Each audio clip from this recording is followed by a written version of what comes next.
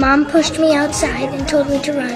I ran into the field, and when I looked back, my home had been burned down by the enemy. I ran into the forest. I don't know how long it was, but I couldn't go on.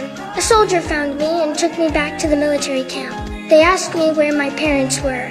I told them that the war had destroyed my home. They sent me to the hospital, and the commanding officer looked a lot like my dad. They were going to send me away because this was the front line, and kids weren't allowed. The officer gave me a wooden toy gun, and I hugged him tightly. I told him to protect himself and not let the war keep him from going home. The officer was silent. He asked me if I wanted to be his son. Of course I did.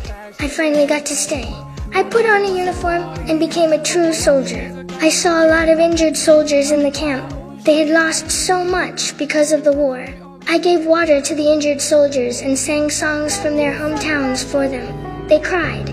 They must have missed home too. I found my dad and applied to become a courier. From then on, I delivered letters from their hometowns to the soldiers every day. Every soldier who received a letter was very happy. When I went to deliver a letter to another soldier, an old soldier said that he had just been killed. He would never be able to see his family's letters again. I returned to the command center and heard them say that the communication equipment had been destroyed and they couldn't receive orders. I quietly ran outside and crawled on the ground. I was scared, but I couldn't stop. The war wouldn't stop just because I was a kid. I connected the broken wires together. Communications returned to normal, and the battle turned around.